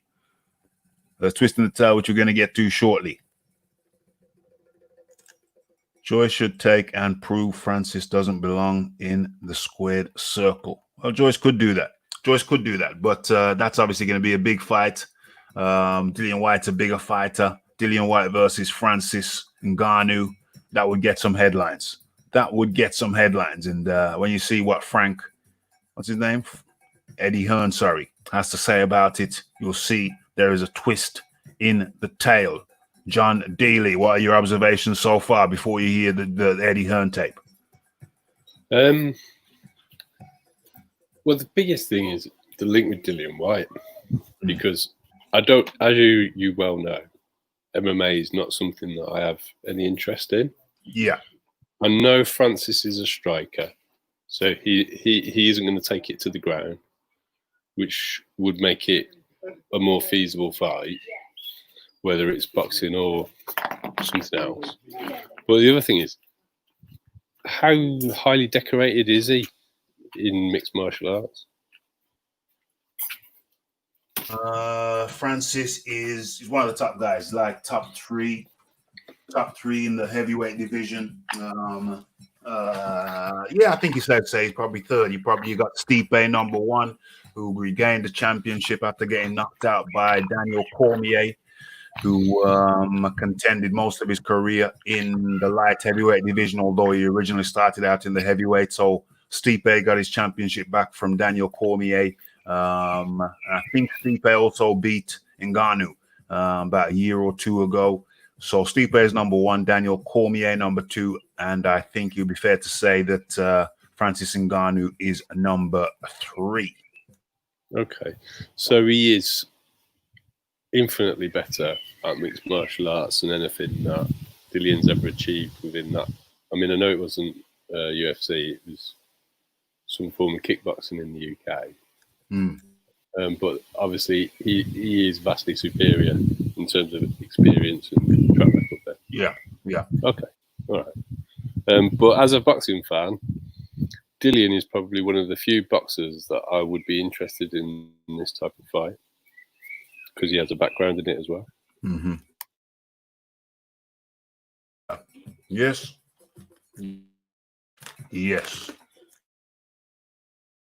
Okay. So Dilian Whyte has a background in mixed martial arts. MMA, and has fought in MMA back in the Dazn. Wasn't he K1 British champion or something? He's done some kickboxing. He's got some kickboxing championships. Certain it was some sort of British level championship he held. Yeah. He did well in kickboxing. Got some championships, some type of championships, and then was persuaded to switch over to boxing for whatever reasons. I'm sure there's more than one reason. Probably. Well, yeah, clearly bigger potential for bigger money. You'll recall that Jarrell Big Baby Miller switched over from kickboxing to boxing. So, that shows you that some of these kickboxing guys who have decent hands, they want to switch over and they want to try their hand at getting some of that bigger money. Where we at? Maybe because these heavyweights don't look as talented that Francis is inspired to box. Yeah, for sure. 100. Ngannou looked a monster too when he joined the boxing world. Trained with Parker, similar styles. I understand I stopped going because, okay, different topic. What's going on here? Okay. Only been fighting for 6 years. Only been fighting for 6 years and pretty much got to the top of the MMA world. I mean, to get to the tip of the top, then you need to get a championship, but he's up there in the highest strata. I think that's fair to say. Stipe was a Golden Glove boxer. Okay, that's interesting. I never knew that. Never read Stipe's biography. I knew he was a decent wrestler. Didn't know that he had. Didn't know that he trained specifically for wrestling. That explains his what do you call it? His comprehensive game, not just the grappling and the wrestling, but the striking as well. That explains a lot. That explains a lot. Only fighting for 6 years, and Ngannou only been fighting for 6 years. Where are we? Whyte was one fight in the UFC against Whyte has one. It wasn't in the UFC. It was some mixed martial arts. It was some other MMA promotion. And it was against a 40-year-old and lasted 12 seconds. Yeah, I got that fight. I got the fight on my channel. Go type in Dilian Whyte MMA, and you'll find the video. Find the video on my channel. I only did that about a month ago. Relatively recent, easy to find. White European K1 champion and British kickboxing champion, record 20-1. Throw Spong in the mix. Spong had that adverse finding. Then it looked like there wasn't an actual adverse finding. That one's still up in the air. Don't know what the hell happened with Spong and that test. It was weird. Hold on. He was supposed to be fighting Usyk. Yeah, that's right. You're supposed to be Spong was supposed to be fighting. Spong did his own test, which doesn't actually prove anything. So I think he's just got suspended, and I don't know what he's done since then. Okay, that's an interesting point. Spong did his own test. That's same. That throws a little gray area into the thing. Spong only got into boxing because of the leg break. Yeah, snapped his leg in kickboxing or MMA. And made the transition. Okay, so where are we now? Okay, so I think we stop sharing that, and then we go over to Eddie Hearn. Go over to listen to Eddie Hearn's words. Let me see if I can cue this baby up properly. Boxing show. Something that sort of has come out of that is that you get the impression whatever discipline. Okay, so let me. Whoops. Sorry for that sound on the mic. Moving the mic over. Let's kill the music so we can get to hear the words of Eddie Hearn. How do I do this? I think I know how I'm going to do this. So I'm just going to have the words of Eddie Hearn. Just going to have his words. Okay. Yeah, that is the picture, and then get the words of Eddie Hearn. So hopefully this way. What's going on there? Did I stop that? Did I stop that running? Okay, boom. Stop that. Okay, so we get his picture, and I'll share that. What's it called? Okay, so we're going to have the actual words from Eddie Hearn. Let me give you some proper visuals. I want to give you some proper visuals while you listen to his words. Let's share that one. Boom. So we good. So you're seeing that. And I'll have the words. This is Sky Sports. They don't mess around. They're quite happy to copyright people. So you got to play, you got to box clever with these cats. So you got the vision and static vision, and you will hear the words of Eddie Hearn as he speaks in relation to Francis Ngannou versus Dilian, the body snatcher Whyte. Eddie Hearn, Take it away. Dilian Whyte was great viewing on the boxing show. Something that sort of has come out of that is that you get the impression whatever discipline he chose to fight in, he would be successful. Obviously, the Ngannou story, fighting in mixed martial arts. Ngannou obviously is a UFC star. Dilian Whyte said, "Make that fight, I'll fight him." You know, there is a bit of interest for it online. Would you be open to that, or do you want to sort of get him concentrating on boxing? It's not just interest online. There's huge interest everywhere for that fight. When I first started discussing it, it was just something that had been mentioned. People have always, you know, fans of both disciplines have always said, "Oh, Whyte against Ngannou is a cracker," and I've started to receive a lot of interest from numerous people about staging that fight now. I think it does colossal numbers. You know, it's the first real genuine crossover fight. I know we had Floyd and we had Conor, but this is a different kind of fight. This is a different kind of just a different kind of experience. This is brutality at its absolute rawest, and this fight does huge numbers. Huge numbers. It's got, you know, the boxing fans. It's got the MMA fans. It's got the intrigue. It's got everything. I never really thought we would take this too seriously, but in the last week we have to take this seriously. So the aim for Dilian Whyte is to become a world boxing champion, but I wouldn't be surprised at all to see Dilian Whyte against Ngannou towards the end of this year. Obviously, we know Povetkin's next, but, you know, whether it's October, November, December, you know, I'm going to be reaching out to Dana White and saying, "Tell me how this works. Can we actually do this? Are we doing it in a ring? Are we doing it in a cage? Are we doing one round of each? I don't know, but it's really got a lot of momentum and a lot of promise, and I think there's a really good chance to get up." Mauricio Suleiman said that February 20. Boom, boom, boom. Okay, so you heard it. You heard it. What am I seeing? Where's the screen? Where's the music? Okay, so you heard it there. You heard it there for yourselves. Let me adjust this mic. Okay, I'm gonna have to get some WD-40 on that stand. Okay, so you heard it there from Dilian Whyte himself. Heard it there from Dilian Whyte. Did you hear that okay, John? Yep, loud and clear. Loud and clear. Excellente. Let me just send Troy Graham. What has he just said? Send me a message. Junior Jones is on WhatsApp, and I sent him a link for the show. Okay, cool. Damn, I just gave the name away. Let me just type back to Troy. Cool. Get back to the show. Sort out everything else later. Back to the show. We'll sort it later.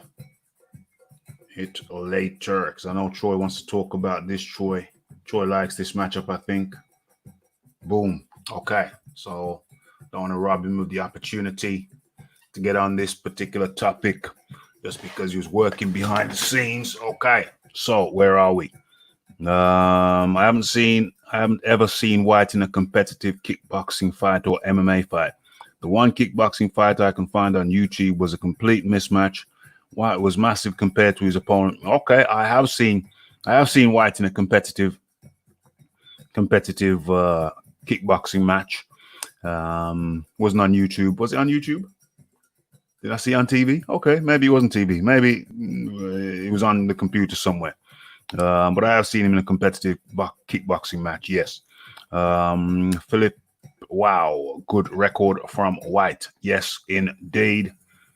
Yes, indeed. Okay, so we've heard what Sam Jones had to say. We've heard what Eddie Hearn had to say. What say you, John D. Lee?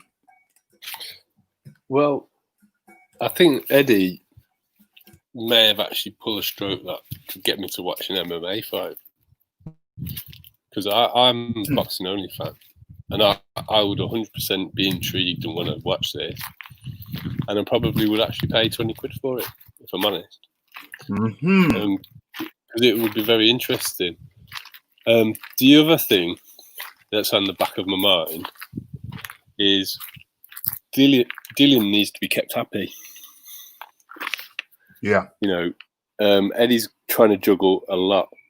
If Fury and AJ come through their next two fights, Dilian's got to be given something to keep him happy. Mm. Now, if Eddie's confident that the numbers of this will be big, which, as a fan, from me, who's never, ever considered paying for a UFC fight, if I'm considering buying it, maybe Eddie's got something here that he can pay Dilian off effectively.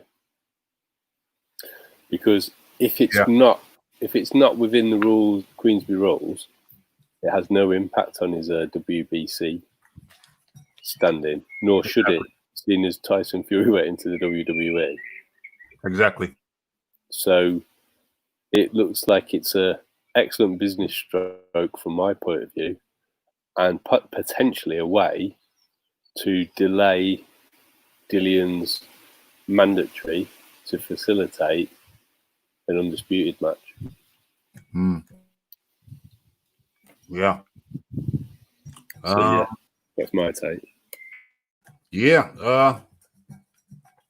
Yes, like I said earlier on, you echoed a point I made earlier on, which was that Dillian Whyte can lose this, can lose whatever time. Hold on, there's more. Hold on, there's more. Did you hear Eddie Hearn say that one round could be? No, as a matter of fact, I'm not going to spoil it. I'm not going to spoil it. I think there's more. There's more in the clip that I missed. I'm going to play some more of the clip, but provisionally, what I'll say is that, yeah, you just echo the point I made earlier on, which is that Dillian Whyte can't really lose in this. Reason he can't lose is because actually and factually, I need to put what I'm going to say in context. I need to actually play more of the clip. So I'm going to play more of the clip because that will put in context what I'm about to say. Okay, so let's go back to the clip. Let's share. I just realized I missed. No, yeah. Okay, that's what I want to share. And then I'll go over to the actual clip. Okay, I cut the music. For the time being, in the interest of clarity, I move the squeaky mic to the position and let's go.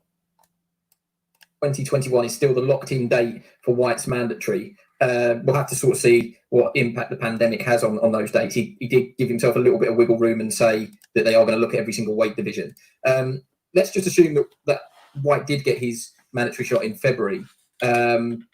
Depending on the result of that, if it was AJ Fury or if it was AJ Dilian, would there be enough time left in the year for AJ to box twice if you sort of thought that Dilian or Fury boxed in February? Yeah, I mean, there's a lot of questions there. I think that the first thing is we have to make sure that Dillian Whyte gets what he deserves and what has been ordered. And that is to fight for the WBC title, not on February 21st, before February 21st. And that could come via an injury to Wilder, that could come to so many different things. But it's a difficult one for us because obviously a lot of people are talking about Fury against Joshua. And then Dillian Whyte will phone me up and go, "Oh, I'm mandatory for that." And yes, you are. And I've got to do my job to push that. So for me, of course, the whole world wants to see Fury against AJ. We want the undisputed fight, but we can't ignore the fact that Dillian Whyte is the mandatory challenger. And he must fight for that WBC world title before February 21st. Now, what we've got to do is try and put the pressure on Mauricio Sullivan and say, no. And I saw the interview, and I saw him say, some divisions might be looked at because of the pandemic. This is not a division that should be looked at because this has gone on for too long now. So that's the date. That's the date should be stuck to. And that's the date we'll be pushing and doing everything we can to make sure that Dilian finally gets his crack at a world title. One thing, just one last one on that. One thing I did put to Mauricio, which was sort of almost playing fantasy matchmaker, but if Wilder's injured with a bicep surgery, why can't they make Fury Whyte now? And he said that that's contractual between Fury and Wilder, and that's something the WBC can't get involved in. Well, they actually shouldn't let a contractual situation divert a mandatory defence. It's got nothing to do with WBC, the contractual situation. The rules are the rules. But we shall see. I mean, I just feel that if Dillian Whyte can't fight, if Wilder's not fit to face Fury, then Whyte should be made the immediate mandatory challenger. On AJ, obviously that news still trickles out. In terms of venues, are you considering any other UK venues for that fight other than Spurs' stadium? I think in the previous time interview I spoke to you, you said that the Matchroom Garden wouldn't necessarily be in play for AJ, but it would be for Whyte and Povetkin. Other than Spurs' stadium, is there any other UK venues you've considered? Yeah, there is, because I think we have to. Although I do feel that we will see crowds back this year, actually, and I think every day that passes sort of gives me a little bit more positivity about that fact. But right now, we're working on the assumption that AJ against Pulev will not be able to take place in a venue the size of Tottenham Hotspur Football Club. So our absolute priority for AJ Pulev is to stage that fight in the UK. Great for sport coming back, great for businesses coming back. Let's get the world heavyweight title fight taking place on these shores. That's the number one priority. Yes, we've had interest from the Middle East, the Far East, interest as well. Are smaller open up, and I do think it will go possibility of state some kind of number, young boxers and social media and what they choose to post. Not been a great week for Ammo Williams following the posting of the sparring. Have you spoken to him? Okay, let's. Okay, ease up. Ease up. And you're filming and the guys are blimey. The only post, but at the end of the day, everyone's got their opinion. And he texted me last night, and he's a confident Eddie. I'll fight anyone, just like in the amateurs, and I'm sure all the world champs I've worked with will vouch for that.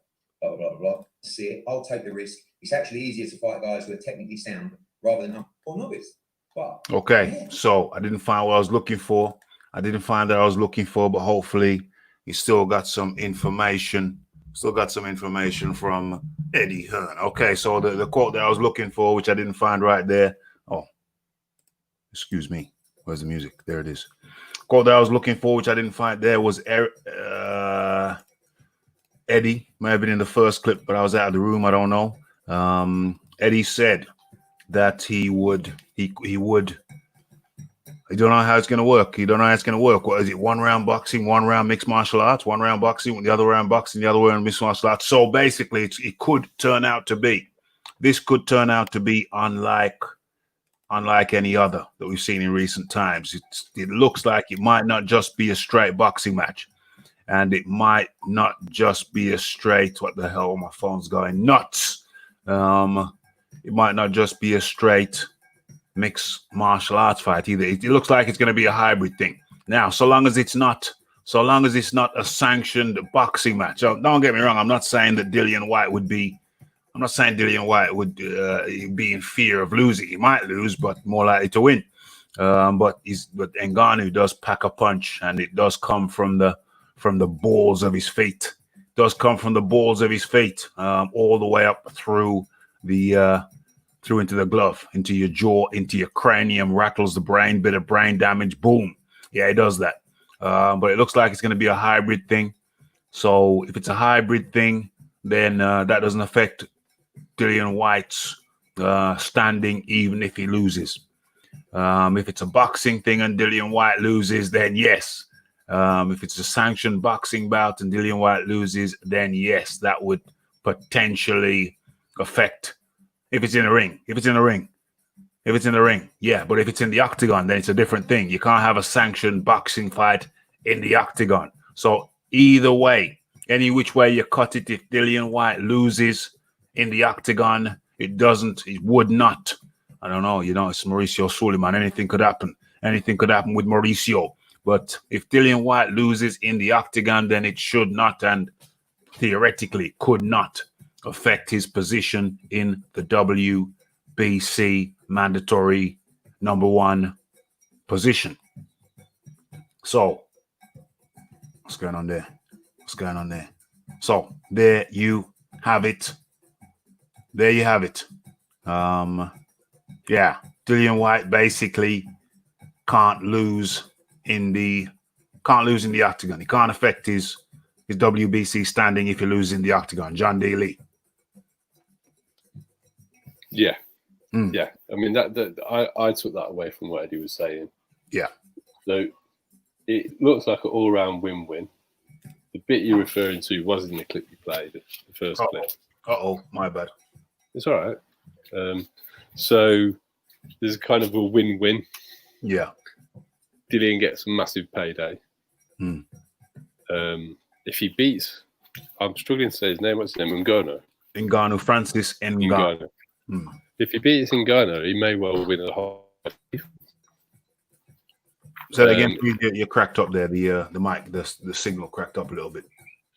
If Dilian beats Ngannou, yeah, that he could generate a new fan base within the UFC. 100. If he loses, he hasn't really lost. Mm-hmm. And his bank balance, if Eddie's right, and Eddie's only going to do it if he pays money. Yeah. His bank balance is going to be healthily compensated. And they can look to negotiate, I think, a fight for the WBC title against the winner of the Undisputed. Yeah, on the strength of the increased profile. Yeah, because the statement by the WBC is not before the 21st of February. So that it's due then. So if it's negotiated by that point, there's no problem. And he's got such a winning argument with Dilian then, well, you'll be fighting for Undisputed. Yeah, I like it.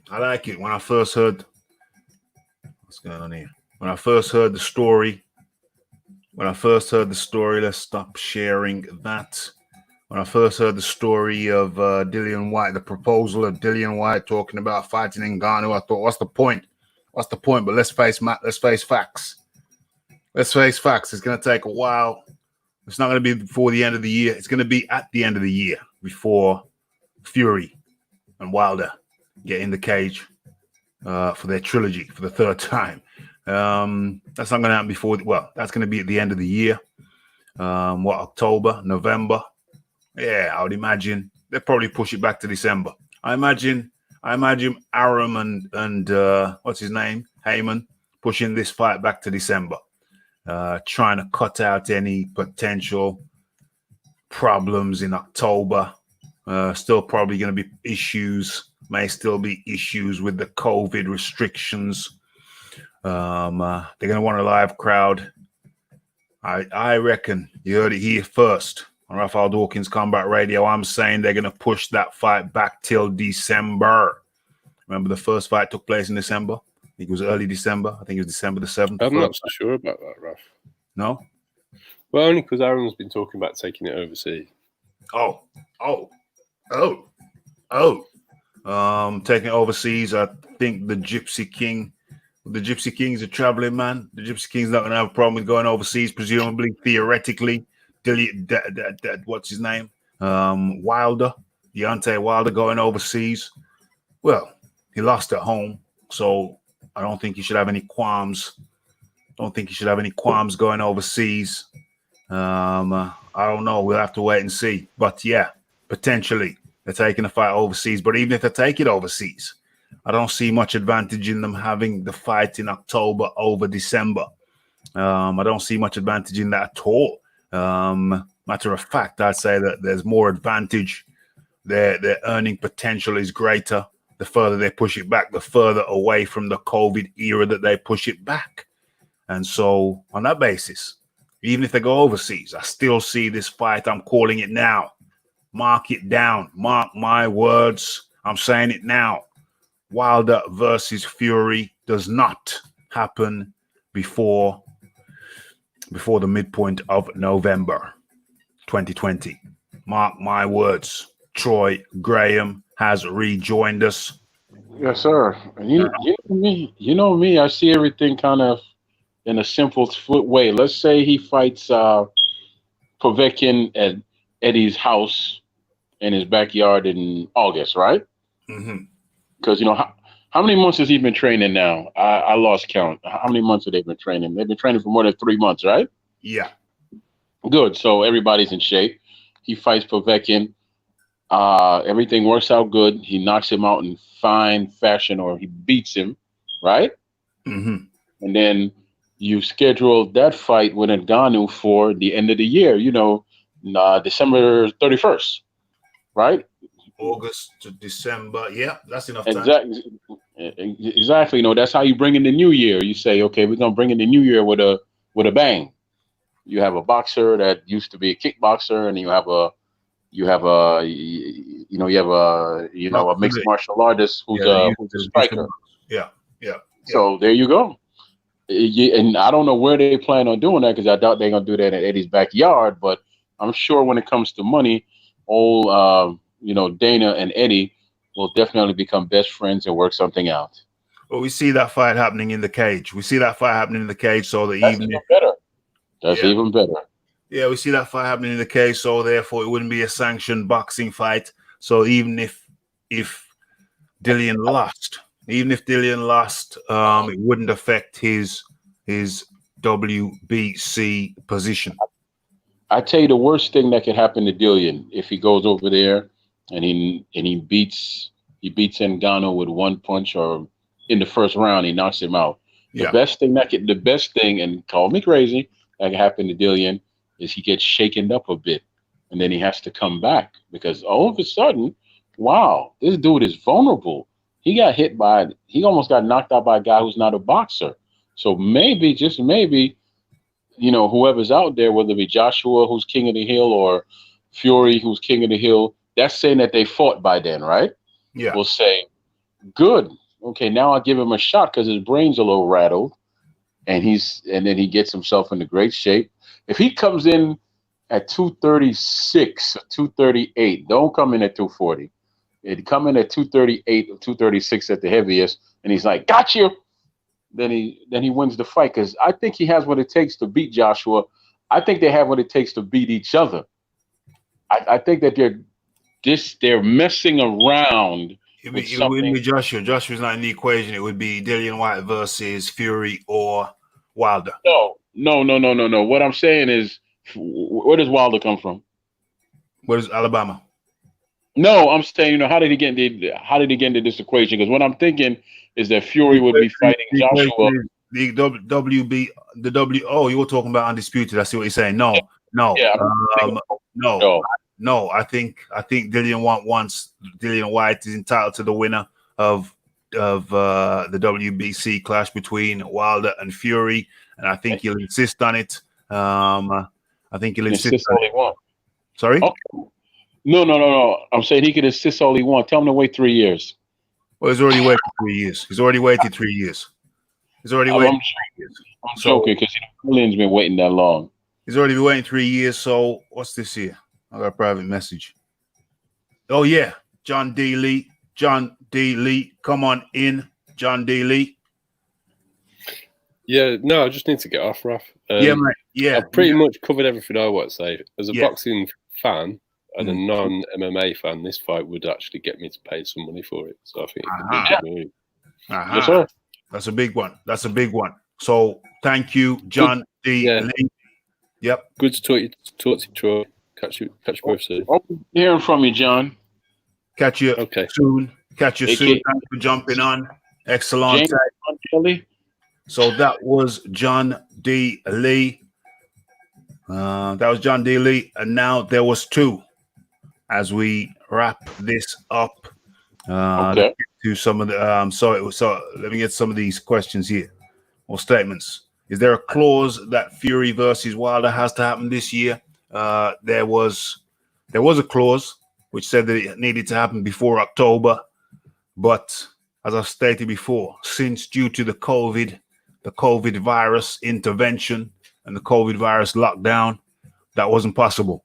So there's a school of thought. I think John Dealey is a proponent of the school of thought that basically if they don't have it before the stated date, then the contract is null and void. That's one school of thought. There's another school of thought, which is mine, which is that the fight couldn't happen. So if they do go to court, then we say, well, we're available. We made it known that we were available, but the fight couldn't be made because of the COVID virus circumstances, or the promoters opted not to make the fight because of the coronavirus situation, and they waited. And so I'm available. I'm here. I was willing to fight. So I think, I don't think that's going to be an issue at all. Bob Arum is already stating, they'll make the fight as soon as they possibly can. So they're probably going to go past the October date, and it's going to be okay. That's my school of thought. No disrespect to Povetkin.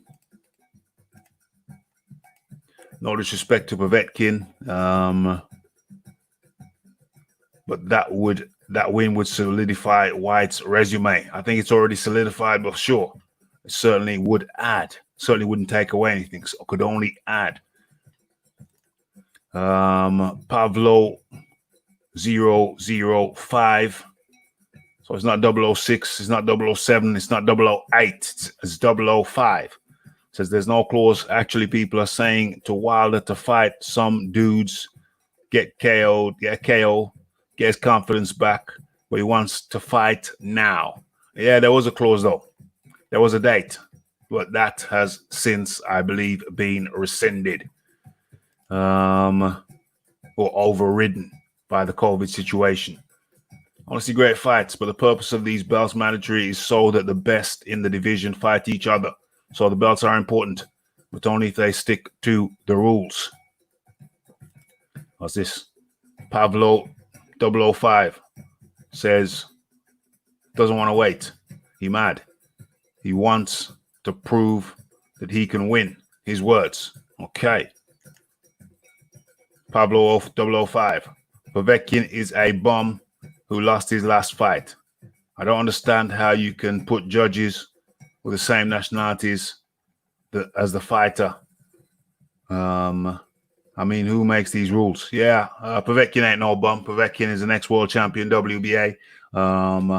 He's a gold medal Olympian, gold medalist. He's a gold medal Olympian. Yeah, so yeah, he's highly decorated. He ain't no bum. He ain't no bum whatsoever, not in my opinion. Okay, so where are we? Every white fighter has been sanctioned with the WBC since his fight with Brian Minto in 2015. It's before the Joshua fight. The WBC have been taking fees from him, and he deserves his shot right now, 100%.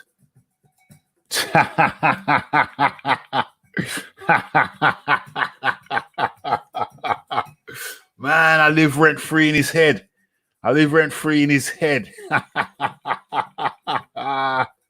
He's a funny guy, man. He's a funny guy. Tell him he can come see me. Tell him he can come see me anytime. Anytime. Dilian will be too much for Povetkin to chew. Too much. I never underestimate. You might be right, but I never underestimate Povetkin. I do rate him highly. BFTB is one hell of a funny little fella. Funny little fella. But with that, ladies and gentlemen, I think I shall take my leave. Watched 3 videos now. Wow, you buddy that guy. I handled him wickedly and brutally.